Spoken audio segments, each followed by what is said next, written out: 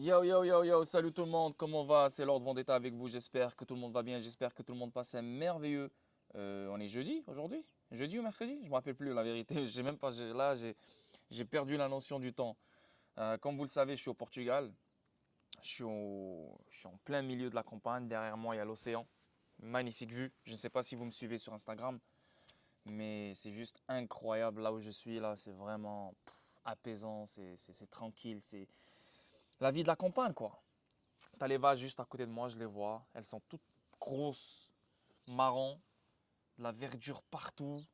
C'est incroyable. La vérité, si vous comptez vraiment voyager, pensez au Portugal. Et s'il y a des Portugais qui m'entendent, revenez dans votre pays, la vérité. Vous avez un magnifique pays. J'ai visité Lisbonne. Bon, je suis resté 2 nuits. Le centre de Lisbonne, tu vois, le truc historique, Belém, magnifique. Là maintenant, c'est la campagne. On est arrivé hier, on a passé une nuit. Là, on a une autre nuit aujourd'hui encore. Et demain, on se dirige vers Lagos, donc le sud, Albufeira, Lagos et tout ce bordel. À ce qui paraît, c'est plus festif là-bas. Mais yeah. Pour de vrai, j'aime mes vacances et je suis très content. Donc anyway, salut à vous tous la famille. Une autre vidéo statique pour vous aujourd'hui, XRP Ripple. Donc là, je vous fais une vidéo. Malheureusement, vous ne pouvez pas tout voir parce que là, ma caméra, là, on dirait que je dois acheter une nouvelle caméra parce que cette caméra est juste dégueulasse, elle n'est pas waouh. Donc, yeah. Il me faut plus de matos pour vraiment rendre le streaming, pas le streaming, mais pour pouvoir créer un meilleur contenu, quoi. Mais anyway, le plus important, c'est que je sois là. Et le plus important, c'est que je vous partage les news. Donc, XRP Ripple, la famille, il y a beaucoup de choses à dire quand même. Donc, comme vous pouvez voir, comme vous voyez sur mon écran, le premier article, Ripple utilisera stablecoin, donc son stablecoin, pour les clients américains ODL, pas XRP. Donc, qu'est-ce que les gens vont dire? Oh my god, pas XRP, je le savais. XRP, ça a toujours été un scam. XRP, ça a toujours été une merde. En fait, ils ont créé le stablecoin pour tuer le XRP. C'est exactement la mentalité de 90% des gens qui investissent sur XRP sans comprendre XRP. Donc, c'est malheureux. Maintenant, pourquoi ça ne me dérange pas que Ripple propose son stablecoin pour ODL aux États-Unis? Comme vous le savez, il y a l'affaire juridique. Donc oui, on a la clarté venant du juge, mais on n'a pas la clarté encore officielle venant de la SEC. Donc c'est normal qu'une compagnie comme Ripple propose certains trucs, certaines stratégies pour leurs clients aux États-Unis. C'est normal. Parce que leurs clients aux États-Unis, s'ils veulent utiliser ODL, s'ils veulent utiliser On-Demand Liquidity, s'ils veulent faire des paiements transfrontaliers de cette manière, de cette nouvelle manière que Ripple propose, ils ne peuvent pas malheureusement. C'est les États-Unis, les régulateurs aux États-Unis, ils se font chier, ça prend toujours du temps, l'affaire juridique elle est toujours en cours. Donc c'est normal, tu dois te mettre à la place de ces clients qui veulent utiliser ODL aux États-Unis. Tu dois te mettre à leur place. Eux, ce n'est pas des particuliers comme toi, comme moi. Ils se disent, ah non, ok, on croit en XRP, c'est pas grave. Non. Eux, tant que les choses ne sont pas très claires, on n'utilise pas XRP. Ça ne veut pas dire que XRP n'est pas utilisé. Crois-moi que XRP il est utilisé à plus de 50% dans ODL, en dehors des États-Unis. Ça, XRP, il est utilisé. Et il n'est pas encore assez bien utilisé. Pourquoi? Parce que non seulement on n'a pas la clarté réglementaire aux États-Unis, mais on n'a pas la clarté globale dans le monde entier. Pour qu'on aille des paiements transfrontaliers, pour qu'on aille des paiements qui vont de juridiction à juridiction, etc., il faut que tout le monde soit sur la même longueur d'onde. Il faut que tout le monde soit sur le même level playing field. Et pour être sur le même level playing field, il faut les mêmes règles partout dans le monde entier. Donc c'est normal que Ripple ou que des gens pensent que Ripple va utiliser son stablecoin pour ODL aux États-Unis, pour leurs clients aux États-Unis. Mais n'oubliez pas que le stablecoin reste une valeur. Un stablecoin est un stablecoin. Il est backé par le dollar. Donc c'est comme si le dollar, il met des nouveaux vêtements et là, il se transforme en stablecoin. C'est aussi simple que ça. Donc, on ne peut pas comparer un stablecoin à XRP. XRP est un outil financier. XRP, il est préminé. XRP, il est déflationniste. XRP est un actif numérique avec une valeur monétaire, avec une utilité. Un stablecoin est juste un stablecoin. C'est juste une valeur. C'est comme un CBDC. C'est comme une CBDC. Donc, ça ne veut pas dire que ah, le stablecoin sera utilisé aux États-Unis, ça veut dire ah, c'est mort pour XRP. Ben, c'est comme JP Morgan Coin. Le JP Morgan Coin, c'est un stablecoin qui est backé par le dollar, qui est utilisé aux États-Unis par les clients de JP Morgan Coin, aux États-Unis. C'est littéralement pareil. Ok. Donc, ne pensez pas une seconde que ce que Ripple est en train de faire, le fait que les clients aux États-Unis vont utiliser le stablecoin de Ripple pour ODL, ça veut dire que ça va tuer XRP. Non, absolument pas. Ok. Juste, je mets les points sur les i. Donc, on va essayer de lire un peu qu'est-ce qui se dit ici. Anderson, éminent chercheur en actifs numériques, a fait des affirmations audacieuses concernant le prochain stablecoin de Ripple, suggérant un lien avec ODL. Selon un article récent de X, Anderson a déclaré qu'il y avait des confirmations selon lesquelles Ripple lancerait son stablecoin pour répondre aux clients ODL. En fait, ce n'est pas que ça. Ripple n'a pas lancé son stablecoin juste pour répondre aux clients ODL. Plein de choses. Ripple, elle a lancé son stablecoin pour dominer le marché des stablecoins, pour ramener plus de transparence, pour ramener plus de confiance, pour ramener plus de choses, et surtout pour de la liquidité dans les échanges décentralisés, mais pas pour ODL spécifiquement. Mais le fait qu'on peut faire aussi des paiements transfrontaliers avec des stablecoins, no problem. Donc, why not? Pour l'instant, vu que vous ne pouvez pas utiliser XRP à cause de la SEC, à cause de ci, à cause de ça, à cause de ça, vous pouvez utiliser notre stablecoin. No problem. OK? Mais en utilisant notre stablecoin, vous devez toujours passer par le système conventionnel, donc les comptes préfinancés, etc., etc., etc., etc. Tu comprends? Donc, même si on déguise les choses avec des nouveaux vêtements, la plomberie derrière cette chose reste toujours la même. Donc, on reste toujours dans le même problème, malgré le fait qu'on utilise un stablecoin. Pour changer cette plomberie, pour utiliser une nouvelle plomberie, pour utiliser une nouvelle méthode, c'est XRP. Simple. OK? Mettez bien ça dans la tête. Donc, donc maintenant, Ripple Payment, basé aux États-Unis, en raison de son procès en cours avec la SEC. La personnalité médiatique a déclaré que Ripple pourrait lancer son stablecoin pour une utilisation dans les teneurs de marché automatisés. Bien sûr, les AMM. Donc les AMM, c'est quoi les AMM? C'est vraiment des pôles de liquidité universels qui sont sur le DEX, qui utilisent le DEX du XRP Ledger. Et c'est quoi les AMM? C'est une liquidité. Donc c'est une liquidité automatisée 24 heures sur 24, 7 jours sur 7, non-stop. Donc n'importe qui peut aller chercher une liquidité grâce à ces AMM pour n'importe quel stablecoin dans le stablecoin de Ripple. Donc, si on utilise le stablecoin de Ripple pour ODL, donc cette liquidité doit venir des AMM. Simple. Donc, le XRP Ledger est toujours utilisé. Donc, le carburant du XRP Ledger, c'est XRP. XRP est toujours utilisé. OK? N'oublie jamais ça. C'est peut-être avec la façon comment ça parle et comment ça discute, tu penses que XRP, c'est fini, il est délaissé. N'oubliez pas ça. XRP, c'est l'épine dorsale de tout l'écosystème que Ripple met en place. Sans XRP, oui, on peut avoir, euh, ça c'est ma façon de parler, oui, on peut avoir un nouveau déguisement. Je veux dire, des nouveaux vêtements, genre, oh wow, stablecoin, CBDC et tout, tu penses que le système a changé, mais non, la plomberie reste toujours la même. Donc, c'est XRP pour changer la plomberie. On avance. Ripple se déplace pour naviguer dans les paysages réglementaires américains. C'est exactement ce que je viens de vous expliquer. C'est que Ripple, elle ne peut pas rester les bras croisés à attendre. Ok, c'est bon, la SEC a décidé. Oh, ok, le régulateur a décidé. Elle ne peut pas rester les bras croisés. Elle a des clients, elle a des besoins qu'elle doit respecter. Elle a des choses. Il y a des clients qui lui demandent à chaque jour. Toi, tu es là tranquille, tu es au Portugal, tu es en France, tu es à la Côte d'Azur, tu vis ta vie. Toi, tu penses que non, c'est des businessmen, ça parle, ça fait des réunions, ça discute, comment on fait, qu'est-ce qu'on fait, tanani, tanana. Donc, on essaie toujours de se surpasser, on essaie toujours de trouver une solution pour avancer dans ce cadre réglementaire de merde, tout en offrant les services qui subviendront aux besoins des clients de Ripple, qui sont aux États-Unis. Là, on parle des États-Unis, là, les gars. N'oublie pas que ODL, XRP est utilisé dans le monde entier en dehors des États-Unis. On parle de 50% des transactions ODL utilisent XRP. OK? En dehors des États-Unis. Bien sûr, ce n'est rien, c'est juste une goutte d'eau. C'est pour ça que XRP il est toujours à 55 sous, 53 sous. Mais à fur et à mesure, dans les années à venir, les choses vont avancer très très très vite. N'oubliez pas la DeFi institutionnelle.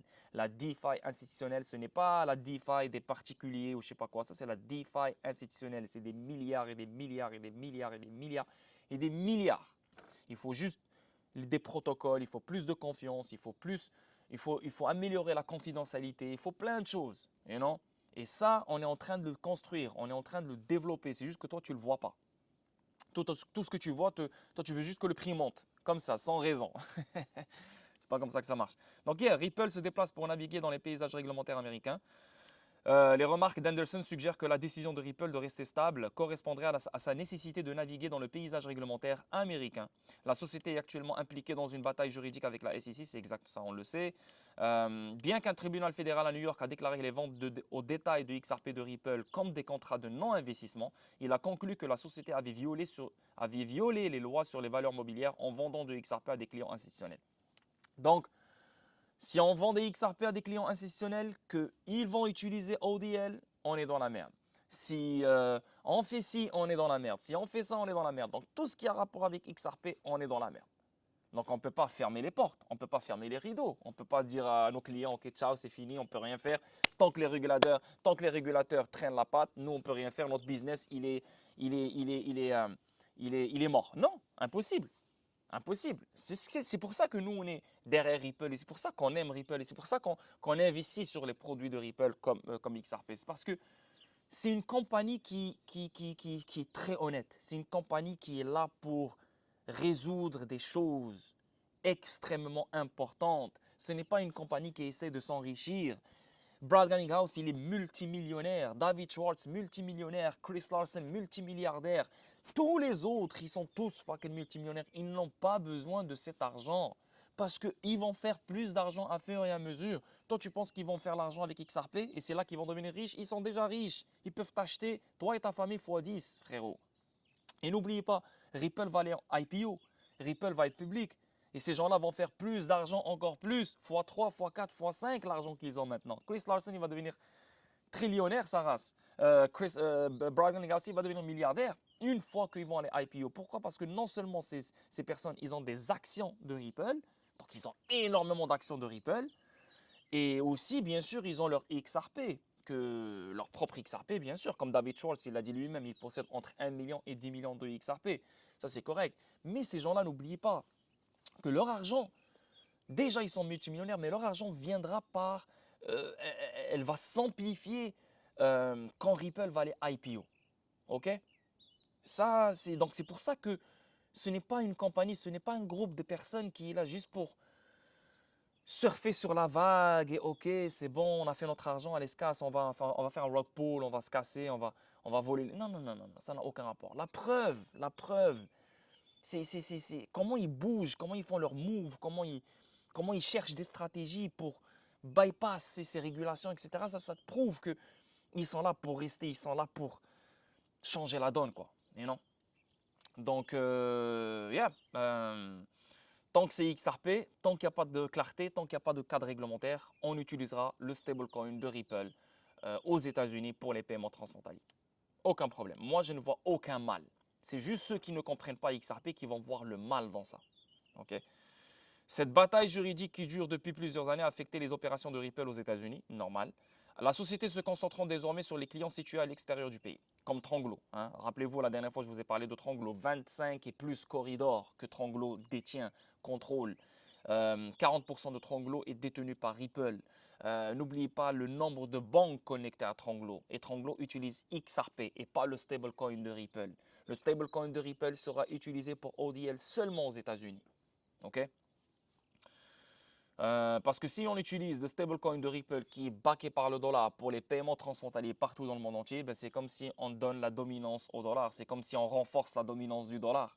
Même si c'est ça le plan pour les Américains, le fait d'avoir le plus de stablecoins backé par le dollar, ça redonne la dominance du dollar et ça renforce la dominance du dollar, que tu le veuilles ou non. Regarde ce qui se passe géopolitiquement, la dédollarisation continue à se renforcer de plus en plus. Donc je ne vois pas, je ne vois pas, c'est juste inévitable. Je ne vois pas un stablecoin backé par le dollar se faire utiliser par le monde entier pour des paiements transfrontaliers. C'est comme si on revient dans la même situation que Swift. Voilà.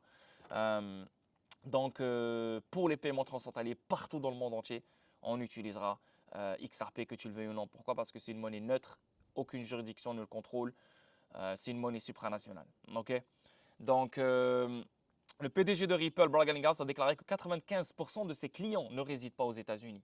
De plus, la présidente de Ripple, Monica Long, a récemment témoigné qu'après que la SEC a inculpé Ripple en décembre 2020, la filiale de la société Singapour est devenue la principale entité chargée d'établir un nouveau XRP, contrat de vente avec les clients ODL.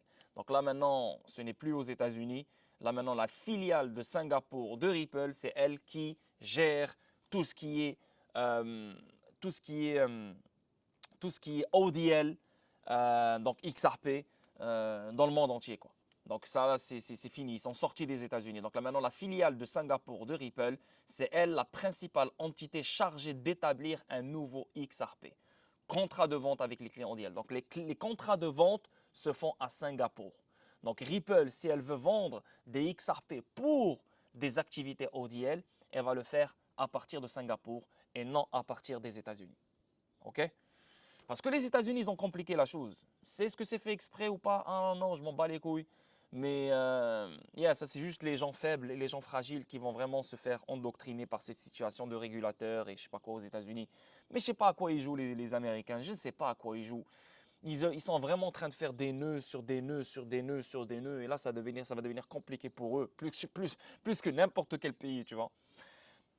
Et quand tu as des compagnies comme Ripple qui sont le visage des États-Unis, mais même eux, ils ont une complication dans leur propre sol, tu dis, mais dans quel monde on vit, quoi. Mais anyway, donc, et là, la preuve, encore une fois, une autre preuve. Ripple, elle veut continuer à exister, elle veut continuer à opérer, elle veut continuer à offrir ses services. Donc, on dégage des États-Unis et on ouvre une filiale à Singapour qui est régulée avec une licence, etc., tout ce que tu veux, par la Banque centrale de Singapour.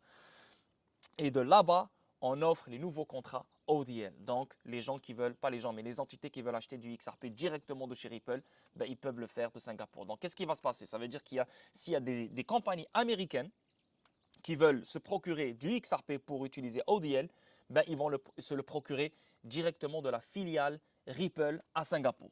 Donc, ils n'ont plus besoin de se procurer du XRP pour utiliser ODL directement de chez Ripple aux États-Unis. Ils peuvent le faire aux États-Unis en passant par Uphold. Okay? Ils peuvent le faire aux États-Unis en utilisant le stablecoin de Ripple au lieu d'utiliser XRP. Sinon, en dehors des États-Unis, ils peuvent acheter du XRP de n'importe où, de n'importe quel échange, grâce à des ventes programmatiques en dehors des États-Unis, ou bien de la filiale Ripple, directement de chez Ripple, mais à Singapour. Tu vois, c'est ce qui est merveilleux avec Ripple. On ne reste pas les bras croisés. Solution partout. Magnifique. Donc, Long a révélé dans un témoignage joint à l'opposition de Ripple aux mémoires d'ouverture de la SEC, dans laquelle la commission a demandé près de 2 milliards de dollars de sanctions. Ça, on le sait, la SEC, elle est malade. Elle est sous crack, la vérité. Je ne sais pas à quoi elle pense. Mais Ripple aurait lancé un stablecoin pour répondre aux clients ODL américains. Tu vois, ODL américain, pas le monde entier. C'est pour ça que les mots sont importants ici. Dès que les gens vont penser à ODL, ils vont dire ah, le stablecoin de Ripple sera utilisé dans le monde entier, donc XRP est mis de côté. Non, ODL américain. Là, on parle aux États-Unis seulement. OK? Alors que le procès de la SEC c'est comme JP Morgan Coin. JP Morgan Coin, c'est seulement les clients de JP Morgan Coin qui vont utiliser JP Morgan Coin aux États-Unis et non dans le monde entier. Ok, c'est pareil, c'est exactement ça le stablecoin de Ripple. C'est comme JP Morgan Coin, simple. Alors que le procès de la SEC se concentre désormais sur les ventes XRP institutionnelles de Ripple, la société cherche des moyens de continuer à offrir des services ODL aux clients américains de manière conforme. Blablabla. Bla, bla, bla. Rispoli a souligné qu'il y avait des confirmations selon lesquelles le prochain stablecoin de Ripple permettrait aux clients américains d'effectuer des transactions ODL sans utiliser XRP. Pourquoi? Parce que XRP aux États-Unis, c'est de la merde. C'est la merde, je veux dire. On attend toujours la clarté venant de la SEC. Voilà, c'est la seule chose. Donc moi, ça ne me dérange pas. Ça ne me dérange pas. Je veux dire, il n'y a aucune menace, il n'y a rien. Je veux dire, faut être fou pour penser que ça, c'est une menace. Il faut être fou. Faut être fou. On avance. Un expert identifie la vraie raison pour laquelle Ripple cherche à lancer un stablecoin aux États-Unis. Donc Fred Rispoli, c'est le même gars qu'on vient de lire. Fred Rispoli, expert juridique et avocat pro XRP, a récemment tenté d'expliquer pourquoi Ripple envisage de lancer un stablecoin adossé au dollar aux États-Unis plus tard cette année. Donc, c'est ce qu'il vient de dire, on l'a compris. C'est pour les ODL américains. La remarque de Rispoli suggère qu'au lieu de XRP, les clients basés aux États-Unis peuvent opter pour le prochain stablecoin de Ripple tout en effectuant des transactions via ODL. Simple. Ripple est dans la meilleure position pour remporter l'étape des recours du procès de la SEC. Ripple a toujours été très bien positionné pour littéralement battre la SEC et elle est en train de la battre, que tu le veuilles ou non. C'est juste que dans ces affaires juridiques, il y a toujours des étapes, des requêtes, des oppositions, requêtes, blablabla. Donc tu penses vraiment que la SEC elle est toujours en train de gagner ou quelque chose. Non.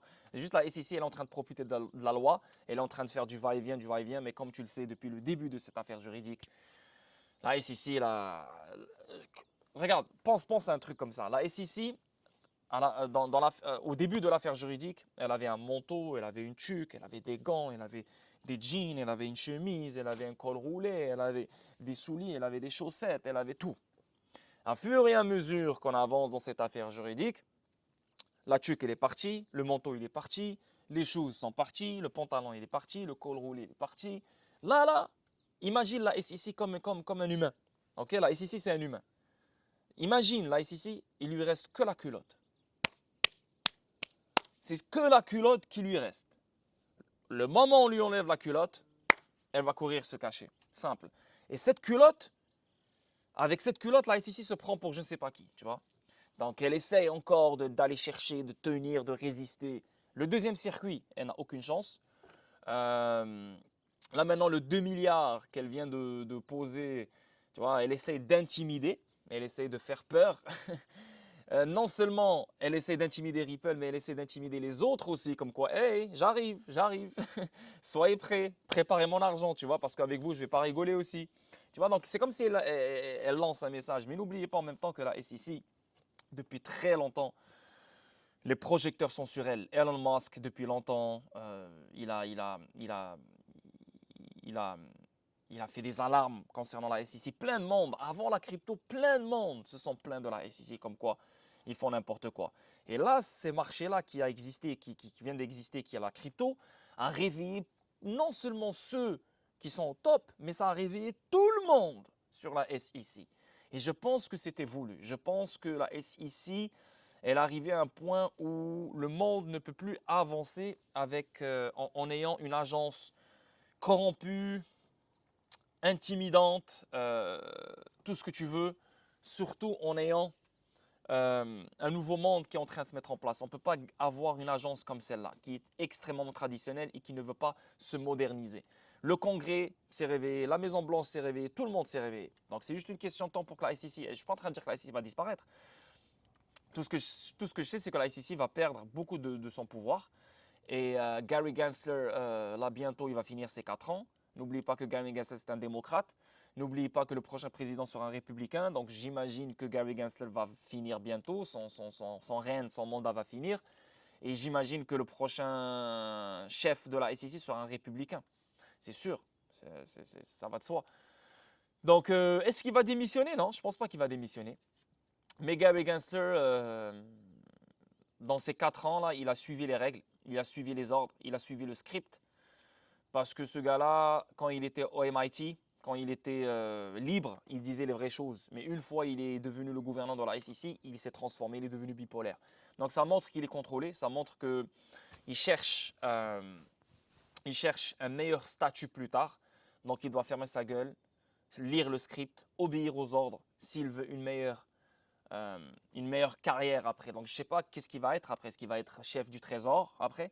Est-ce qu'il va être chef de la Fed après? Je ne sais pas moi, à fur et à mesure. Donc c'est fait exprès tout ce que Gary Gensler est en train de faire. Anyway. Donc on avance ici. Ripple Stablecoin servira les clients américains ODL. C'est exactement ce qu'on vient d'expliquer. Donc rien de fou. Pas besoin de relire tout ça. Il convient de mentionner que la plupart des transactions liées à ODL exploitent le XRP comme pont entre deux fiat pour les règlements transfrontaliers instantanés. Ça, on le sait. ODL exploite XRP. 50% des transactions ODL exploitent XRP en ce moment même. Comme indiqué plus tôt cette année, 50% de tout le volume de transactions RippleNet exploite XRP comme actif relais via ODL. 50% des transactions de RippleNet exploitent XRP. On est que dans le on est même pas le début du début du début du début du début. 50% des transactions RippleNet utilisent XRP. Pour les non-initiés, le 4 avril, Ripple a annoncé son intention de s'aventurer sur le marché de stablecoin, blablabla. Bla, bla, bla. Le stablecoin sera d'abord déployé sur le XRP Ledger Ethereum, blablabla. Donc, rien de fou. On avance ici. Brad Garlinghouse souligne les principaux avantages de Ripple stablecoin. Donc, les avantages, juste parce que les gens vont vraiment penser que Ripple a créé le stablecoin pour les clients américains. Non, non, non, non, non, non, non. Oui, c'est une façon d'utiliser le stablecoin de Ripple pour faire les paiements transfrontaliers, pour faire ODL. Je suis totalement d'accord avec ça. C'est une façon. Mais pourquoi le stablecoin a été créé? Brad Garlinghouse, il te le dit lui-même. Pour la domination du marché de stablecoin, ok? Un vrai stablecoin très fiable, beaucoup plus fiable que USDT, beaucoup plus fiable que USDC. Quoi d'autre encore? On a réserve transparente de stablecoin. Donc une vraie réserve, parce que si tu regardes USDC, si tu regardes USDT, même s'ils te disent, bon, ça reste aucunement transparent comme Ripple. Ripple, tout est transparent. Regardez juste les rapports à chaque trimestre. Tu as des rapports qui sortent, tout est transparent. Tu ne peux pas vraiment... L'honnêteté. Donc c'est pour ça qu'encore une fois, le stablecoin sera très, très, très, très prisé par tout le monde. Niveau entreprise, donc c'est un stablecoin pour les entreprises, pour les institutions. Okay? Et état d'esprit axé sur la conformité, liquidité sur les échanges décentralisés, compatibilité multi-chain, donc Ethereum, XRP Ledger pour l'instant. Yeah, c'est pour ça que le stablecoin a vu le jour. Donc le PDG de Ripple explique ce qui serait génial pour XRP. Donc le PDG de Ripple, Brad Garlinghouse, a identifié les efforts futurs de l'entreprise qui seraient une immense importance pour XRP. Tu vois, ils te le disent encore et encore et encore et encore. Tout leur écosystème est basé sur XRP. Si on enlève XRP et on garde RippleNet et on garde le stablecoin de Ripple, on garde le XRP Ledger, on garde tout ça, en fait, oui, on a des nouvelles technologies si tu veux, mais c'est toujours la même plomberie. C'est ce que vous devez comprendre. C'est la plomberie le truc à comprendre ici. Ça reste toujours la même plomberie. Ça reste toujours... On utilisera toujours le même système conventionnel. En utilisant XRP, on change la donne complètement. Ok? Donc, on va lire qu'est-ce qu'il dit ici. Là. Lorsqu'on lui a demandé si le marché de la cryptographie connaîtrait un nouvel élan positif grâce à des lois réglementaires américaines plus claires, Garlinghouse a répondu par l'affirmative. Il a souligné l'importance historique d'une réglementation américaine. Tant qu'il n'y a pas ça, oubliez l'utilité. Il n'y aura que de la spéculation, spéculation, spéculation. Cependant, il a exprimé que ces lois existantes se sont révélées problématiques pour l'industrie de la cryptographie. Il a souligné comment les innovateurs et les entrepreneurs en cryptographie ont choisi de se délocaliser vers d'autres économies dotées de réglementations cryptographiques, blablabla. C'est exactement ce que Ripple a fait avec sa filiale à Singapour. Tu vois. En parallèle, le PDG de Ripple a souligné l'importance pour les États-Unis d'adopter une position pro-innovation et pro-conformité à l'égard de la cryptographie, blablabla. Ça, on le sait. Dominer l'infrastructure cryptographique sera formidable pour XRP. Bien sûr. En fait, un cadre réglementaire, non seulement aux États-Unis, mais dans le monde entier, ce sera bénéfique pour XRP comparé à n'importe quel autre actif. Parce qu'on parle des paiements transfrontaliers. Les paiements transfrontaliers, c'est la chose la plus utilisée sur cette terre. Non seulement le financement du commerce, lui aussi, mais les paiements, c'est tout en fait. Regarde, juste n'importe quel pays, on vend de l'argent dans n'importe quel autre pays. Ça se fait quotidiennement, chaque seconde, et ces paiements, ils ont besoin de liquidité. So, un cadre réglementaire global, universel, local aussi, c'est juste magnifique pour XRP. C'est pour ça que tant qu'on n'aura pas ça, il n'y aura que de la spéculation et malheureusement, XRP va faire que suivre Bitcoin et tanani, et tanana, tanana. Quand on aura la réglementation globale et bien sûr aux États-Unis, c'est fini. C'est fini pour XRP. C'est fini. Mais pour avoir la réglementation globale, etc., il faut commencer par avoir la clarté officielle du XRP. Comprenez? Donc, Garlinghouse a souligné que plus de 95% de ses clients sont des institutions financières en dehors des États-Unis. Il a noté que Ripple fournit des solutions de paiement et de garde à ces institutions. N'oubliez pas que Ripple détient Metaco. De plus, le PDG a révélé que Ripple cherchait à poursuivre son expansion, même si le marché américain reste lent à adopter. Mais bien sûr, je suis totalement d'accord. Une compagnie est une compagnie. Une compagnie a besoin de profit, a besoin de grandir, a besoin de se développer. Elle ne peut pas rester les bras croisés. C'est impossible. Donc bravo à Ripple. En outre, Garlinghouse a déclaré que l'opportunité d'être un fournisseur d'infrastructures pour le marché de la cryptographie est énorme, soulignant des implications positives pour Ripple et XRP, l'actif numérique qu'il exploite pour les solutions de paiement. N'oubliez pas que maintenant, on peut devenir des fournisseurs de liquidités, on peut devenir aussi des fournisseurs de prêts grâce au IMM, fournisseur de liquidités, et grâce au protocole de prêt de lending, P2P lending, sur le XRP Ledger. Donc, on peut avoir deux carrières maintenant, fournisseur de liquidités et fournisseur de prêts. Magnifique. Et ces deux-là utilisent XRP. Cette opportunité est énorme. Nous pensons que ce sera formidable pour Ripple. Nous pensons que ce sera formidable pour XRP. L'actif numérique que nous utilisons, je suis donc très optimiste. Je suis optimiste, tu devrais être optimiste. On avance ici. Le président de Ripple déclare que Ripple lui-même n'a pas de partenaire ODL. Monica Lang, présidente de Ripple, a récemment révélé que la société elle-même n'avait aucun partenaire de liquidité à la demande. Ben, on dit, tu sais pourquoi? Là, il y a des gens qui vont dire, ouais, mais oh, comment ça, ils n'ont aucun partenaire de Ripple ODL? N'oublie pas qu'on est dans l'affaire juridique. N'oublie pas qu'on est dans une affaire juridique. Donc, les mots et les phrases utilisées et les expressions utilisées doivent être très bien choisis. Donc là, n'oubliez pas, depuis on parle de stablecoin. Hein, donc les clients peuvent utiliser stablecoin sans utiliser XRP. La SEC ne peut rien faire contre Ripple. Là, on est en train de dire, ah, Ripple n'a aucun partenaire ODL. Tu vois ce que je veux dire? On essaye de... Pas on essaye, on change notre façon de parler pour, voilà, s'éloigner de plus en plus de la merde que la SEC essaie de trouver à chaque fois et à chaque fois et à chaque fois. Tu comprends ce que je veux dire?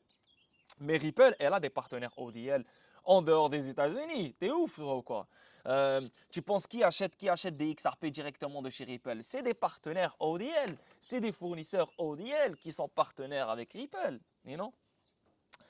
Cette divulgation est venue dans le dossier de Ripple qui cherchait à s'opposer à la requête de la SEC. Voilà. Tu vois, j'ai même pas lu l'article et la preuve que c'est juste, ça fait du sens. Parce que la présidente de Ripple qui te dit non, on n'a pas de partenaire ODL, t'es comme, t'es sérieuse là? Et non, mais je les comprends, ils sont intelligents. Ils sont intelligents.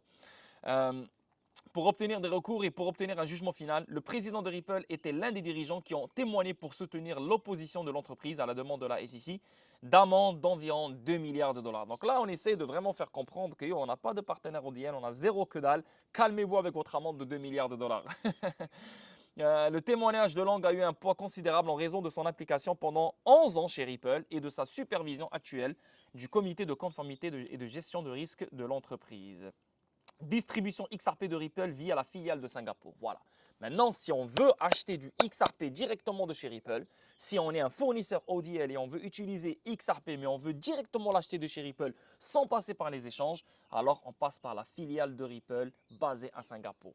La SEC ne peut plus rien faire maintenant. C'est fini, c'est ciao. Maintenant, on va payer une amende pour les ventes institutionnelles qu'on avait fait auparavant, donc les années passées. Merci, bonsoir. Maintenant, tu veux qu'on quitte les États-Unis? Tu veux pas nous garder? Il n'y a aucun problème. N'oublie pas que le monde entier, il est là. N'oublie pas que le monde entier ne se limite pas aux États-Unis. Il n'y a aucun problème. Donc, vous ne voulez pas qu'on se base aux États-Unis. On aura nos distributions partout dans le monde entier. Et vos clients à vous, vos entités à vous qui sont aux États-Unis, utiliseront nos services en dehors des États-Unis. Aucun problème. Vous voulez ce game? On va jouer ce game. Simple. Donc, toi, en tant qu'investisseur sur XRP, tu devrais être content. Donc, on avance ici. Ripple lui-même n'a pas de partenaire ODL. Le dirigeant de Ripple a souligné que les contrats facilitant les ventes de XRP de la filiale singapourienne de Ripple aux clients ODL précisent explicitement qu'ils sont soumis à la loi singapourienne. Totalement d'accord. Par ailleurs, elle a souligné que ces contrats comportent une clause d'incessibilité. Cela suggère que les droits et obligations décrits dans les accords ne peuvent pas être transférés à une autre partie. Voilà. Donc tout ce qui est écrit contrat au Singapour ne peut pas être transféré à une autre partie. Donc la SEC, elle vient, elle veut je ne sais pas quoi trouver, je ne sais pas quelle information elle essaie de chercher, elle ne pourra pas. C'est contrat, confidentialité totale. Ainsi, après une enquête approfondie, Monica Lang a témoigné que tous les clients ODL de toute filiale Ripple utilisant XRP dans le produit ODL se trouvent en dehors des États-Unis, à l'exception des 3 exceptions autorisées. De plus, ces clients ODL sont considérés comme des contreparties sophistiquées. Donc, aux États-Unis, on utilise le stablecoin de Ripple pour ODL. On peut. En dehors des États-Unis, c'est XRP qui se fait utiliser pour ODL no matter what. OK? On avance. Ici, on parle de CTO souligne la hausse de 1500% du XRP depuis 2017 pour contrer les allégations de sous-performance. C'est vrai. C'est vrai. Les gens sont vraiment, vraiment, vraiment bêtes. Les gens disent que XRP n'a pas bien performé. XRP, c'est de la merde. Il ne performe pas.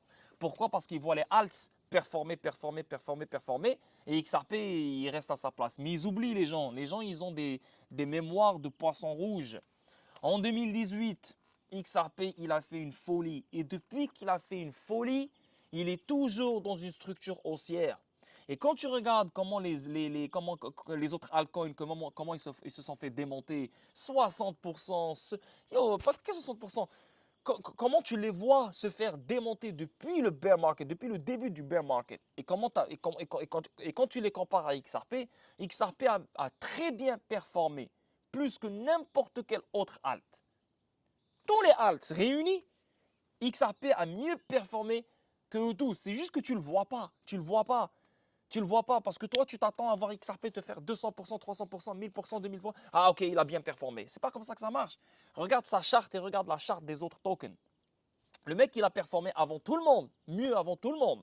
Les autres altcoins, ils sont en train de faire du rattrapage sur XRP. Je suis totalement d'accord avec David Schwartz. C'est juste qu'on a une illusion comme quoi XRP ne bouge pas. On avance. Prochain article ici, on parle de XRP Ledger. Les validateurs du XRP Ledger mettent en lumière l'interface utilisateur pour relier XRP à EVM sidechain sur DevNet. Donc, comme vous le savez, il y a des sidechains, l'échelle latérale fédérée. L'échelle latérale fédérée peuvent se connecter à n'importe quel réseau, n'importe quelle blockchain, n'importe quelle plateforme. Parmi ces réseaux-là, tu as le EVM, donc le Virtual Machine Ethereum. Et voilà quoi. Donc tout ce qui se passe sur l'XRP Ledger peut se faire sur Ethereum et tout ce qui se fait sur Ethereum peut se transférer sur l'XRP Ledger, etc., etc. Donc c'est magnifique, magnifique. Ça, vous le savez les gars, je n'ai pas besoin de vous l'expliquer. David Schwartz révèle le seul facteur qui pourrait le faire quitter Ripple. Ripple, c'est ta vie, mon frérot. Sa loyauté envers Ripple et Larsen. Ben oui, je veux dire, c'est sa vie, Ripple. Je ne vois pas David Schwartz quitter Ripple. Je veux dire, il peut quitter Ripple, mais en prenant sa retraite. Mais je ne le vois pas travailler ailleurs, la vérité. Ripple CLO frappe la SEC qualifie sa proposition d'amende de 2 milliards de dollars dans l'affaire XRP de preuve d'intimidation. Je suis totalement d'accord. Il y a des compagnies qui ont fait pire que ça, mais ils n'ont jamais eu une amende comme ça de 2 milliards de dollars. Pourquoi Ripple? Pourquoi? Et en plus, c'est une compagnie américaine transparente qui veut changer la donne. Pourquoi? Pourquoi? Why? Si tu te poses la question, why? Pourquoi cette haine? Pourquoi cette colère? Pourquoi cette... You know? Tu te dis why? Why? Just why? You know? Après, on ne peut pas savoir pourquoi. On s'en bat les couilles. Tout ce que je sais, c'est que Ripple ne va pas payer 2 milliards. Ça ne fait aucun sens. Et je pense qu'ils vont finir par payer, je sais pas moi, 500 millions, un truc du genre, I don't know. Yeah, ben, pour moi, la SEC, elle est vraiment folle. Voilà. Anyway, on avance. Ripple dépose une nouvelle requête demandant au tribunal d'exclure le rapport d'un témoin expert de la SEC. OK. Et Ripple contre la SEC, Ripple souligne 3 raisons pour lesquelles il ne devrait payer que 10 millions de dollars au lieu de l'amende proposée par la SEC. Waouh! De 2 milliards à 10 millions de... Yo, moi je me rappelle, Tether qui est dans la merde, Tether qui est aucunement transparent, il a reçu une amende à New York de 1,8 million de dollars. Et avec la merde que Tether a fait depuis toutes ces années, le mec il devrait payer 400 milliards de dollars d'amende. Et là, comparé à Ripple, je veux dire, Ripple, c'est rien comparé à Tether. Et Ripple, elle reçoit 2 milliards de dollars d'amende. Et maintenant, ils essayent de payer la SEC que 10 millions de dollars. Lol, 10 millions de dollars comparé à 2 milliards de dollars, 2 milliards de dollars, c'est comme si tu parles de 10 dollars ou 100 dollars. C'est rien. Même Brad Garlinghouse, il paierait les 10 millions de dollars de sa poche. Là. Tiens, il n'y a pas de problème. Et aussi, c'est vraiment ça. Waouh. Yo, j'aimerais pas être à la place de la SEC. Là, il y a des avocats qui quittent en ce moment la SEC. En fait, il y a toujours eu des avocats qui quittent la SEC. Parce que c'est comprenable. Si tu es un avocat qui est honnête, un avocat qui, qui a des valeurs et des principes, tu vas dire non, non. Bon, les avocats, pour moi, c'est des enculés. Pourquoi? Parce qu'ils peuvent protéger un tueur en série, ils peuvent protéger un pédophile, ils peuvent protéger whatever, tant que tu les payes, ils vont te protéger, ils vont mentir pour toi, tu vois. C'est pour ça, moi, je ne respecte pas les avocats. C'est pas une job respectable. À part s'il y a des avocats qui ont des principes, ils disent non, moi, je ne suis pas en train de mettre tous les avocats dans le même sac. Non. Mais c'est ça la job des avocats, c'est protéger ceux qui sont dans la merde, quoi. C'est comme ça. Donc oui, et la SEC, elle perd énormément d'avocats. Bon, ce n'est pas relié à l'affaire juridique de Ripple, mais elle perd énormément d'avocats et les juges qui ont compris que la SEC, c'est une agence basée sur du mensonge, basée sur l'intimidation. Donc je ne pense pas que le 2 milliards sera respecté, accepté. I don't think so. Le 2 millions de dollars, lui aussi, je ne pense pas qu'il sera accepté. Je pense qu'il est très dérisoire. Et je pense que la SEC va se battre pour aller chercher plus que ça. Au moins 50 millions, 100 millions, je pense. Après, si c'est 10 millions, moi je suis content, man. Je m'en bats les couilles, tu vois. Mais les gars, le règlement, il arrive. Le règlement, il est très proche. Très, très, très, très proche. Et je suis fier d'avoir, comment dire, enfin, comment, j'ai pas le mot. D'avoir documenté. Parce que l'affaire juridique, elle est tombée décembre 2020. Et moi, ma première vidéo, je l'ai balancée le 12 janvier 2021. Donc, presque un mois après, 20 jours après, l'ordre a existé. Donc, je sais qu'il y a des gens qui étaient sur XRP avant que j'existe, avant que je fasse ma chaîne YouTube. Mais ces gens-là, ils étaient en mode suspense, 50-50. Donc, je sais que tu connaissais XRP avant que j'en parle. Mais ça ne compte pas parce que, crois-moi, il n'y avait personne dans ce temps-là qui te disait les vraies choses sur XRP. Donc, tu étais sur XRP, mais tu étais en mode suspense. Tu étais sur le, tu étais sur le seuil d'aller le vendre et de quitter le navire. Donc, même si tu as connu XRP avant moi, c'est grâce à moi que tu es resté sur XRP. C'est grâce à moi que tu as renforcé ton bag XRP. C'est grâce à moi que tu deviendras riche sur XRP. La vérité. Tu as beau à dire que oui, je connais XRP avant toi, avant moi. Mais à la fin de la journée, c'est grâce à moi que tu es encore sur XRP. Parce qu'avec tout ce qu'on a connu, s'il n'y avait pas un gars comme moi qui est sorti avec des nouvelles de malades et des connexions de malades, rappelle-toi en 2021 les streams que je faisais. Hein? Rappelle-toi. Peut-être maintenant je ne les fais plus. Pourquoi? Parce que je pense que on a remué tout l'Internet. Je pense qu'il n'y a plus rien à aller chercher. Oui, sûrement il y a d'autres choses à aller chercher, mais c'est trop, ça devient de plus en plus difficile. Mais va les trouver toi-même. Va les trouver, va dire à un autre youtubeur de faire ça. Impossible, il n'y en a pas. Tu vois? Donc c'était un moment très très important. Et bravo à tout le monde qui sont restés collés à moi pendant ce moment-là. Il y a des gens qui ont quitté le navire. Pourquoi? Parce que voilà, ils n'aiment pas mon caractère, ils n'aiment pas ma façon de parler. Mais ils regardent mes streams en cachette, tu vois. En rediffusion, tu vois. Donc, que tu le veuilles ou non, la communauté française, que tu le veuilles ou non, que tu es un ancien sur XRP, oui ou non, c'est grâce à moi, toute la communauté française est restée sur XRP. Simple. Et je prends le crédit et ça me fait vraiment plaisir et je ne vais jamais avoir la grosse tête. Moi, je fais que des rappels. J'aime me donner de la reconnaissance, j'aime me donner du crédit parce que sinon personne ne va le faire à ta place. Mais je ne vais jamais avoir la grosse tête. Jamais. Donc, on continue. Boum, boum, boum. Celle-là, il nous reste deux articles. Non, celle-là, c'est fini. Ah, il reste un article. Voici pourquoi aujourd'hui est important dans l'affaire SEC contre Ripple. Donc, qu'est-ce qu'on a aujourd'hui? Procédure du prochain mémoire d'opposition de Ripple, le 24 avril. Donc, c'est là, non? C'est maintenant, non? Ah, le 24 avril, c'est aujourd'hui. OK. On a donc, c'est une mémoire d'opposition contre l'amende. OK.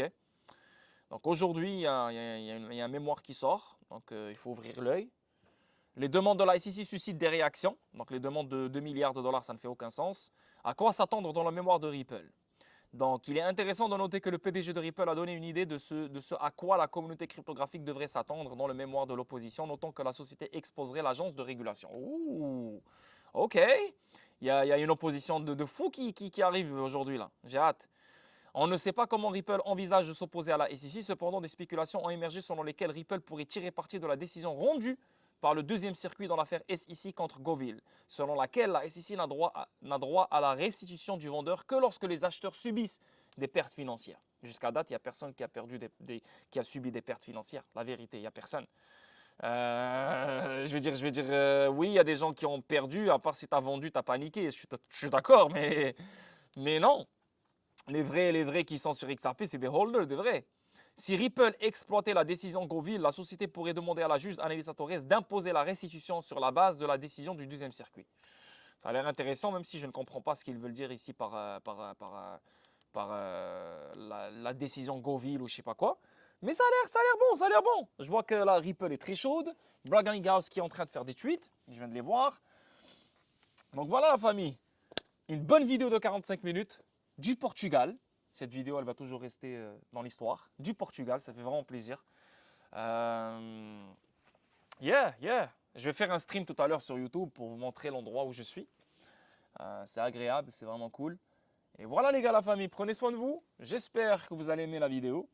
On reste focus, on reste concentré. Venez dans le Discord. Les gens font beaucoup d'argent dans le Discord. Je suis très fier de ça. Je suis très content. C'est mes enfants en fait dans le Discord. De l'argent court terme, moyen terme, long terme. Ils ont leur bague long terme. Donc déjà avec leur bague long terme, ils vont devenir des multimillionnaires. Maintenant, grâce à moi, ils font de l'argent court terme. Avec cet argent-là, ils peuvent renforcer leur bague. Avec cet argent-là, ils peuvent faire profiter leur famille. Ils peuvent faire un voyage maintenant. Ils peuvent faire ce qu'ils veulent, payer leurs dettes. Tu vois? Et c'est ça un YouTuber. C'est ça un YouTuber. Malheureusement, il n'y a aucun YouTuber qui fait ma job. Il n'y en a aucun. Et je me sens vraiment unique. La vérité, je ne me sens pas unique. Je suis unique. Il n'y a personne qui fait ma job. Beaucoup de YouTubers se comparent à moi. Beaucoup de YouTubers font la même job que moi, mais sans faire la même job que moi. Pourquoi? Parce que moi, je suis très proche de ma communauté. Ma communauté me connaît très bien. Ma communauté se sent très confortable avec moi. Ma communauté, quand elle me parle, c'est comme si elle parle avec un frère, un cousin, un ami, tu sais. Et ça, pour qu'un YouTuber le fasse, c'est beaucoup de travail. Il faut avoir les couilles. Il ne faut pas être timide. Malheureusement, beaucoup de YouTubers ne veulent pas prendre la responsabilité. C'est pour ça qu'ils te balancent un groupe Telegram gratuit. Et voilà quoi, s'il disparaît pendant 1 mois, 2 mois, tu peux rien lui dire parce qu'il n'y a aucune responsabilité, ils s'en battent les couilles. Donc les youtubeurs, ils veulent avoir une communauté sans être proches de leur communauté. Et ça, c'est mauvais. Pourquoi? Parce qu'ils ne veulent pas, c'est des fainéants. Parce que c'est du travail. Regardez le travail que je fais, non seulement sur YouTube, non seulement sur Twitch, non seulement sur le Discord, non-stop. Donc, pourquoi? Parce que mon rêve, les youtubeurs, c'est quoi leur rêve? C'est essayer de se faire de l'argent grâce à YouTube. Moi, mon rêve, c'est oui, essayer de se faire de l'argent en créant business, et c'est ça mon business. Mais mon rêve ultime, c'est marcher dans la rue et croiser des gens. Lord, tu as changé ma vie. Grâce à toi, regarde mon fils. Il fait ça, il fait ci. Grâce à toi, regarde ma fille. Je l'ai mariée, je lui ai fait un magnifique mariage. Grâce à toi, j'ai ça. Et ça, c'est hors de prix. C'est hors de prix. Et je souhaite que les gens qui me regardent en ce moment, s'ils ont des choses à partager, s'ils ont des choses à faire découvrir aux gens, faites-le. Faites une chaîne YouTube et soyez proche de votre communauté. Sinon, je vous embrasse du Portugal. Prenez soin de vous. Stream tout à l'heure sur YouTube. Soyez présents. Peace.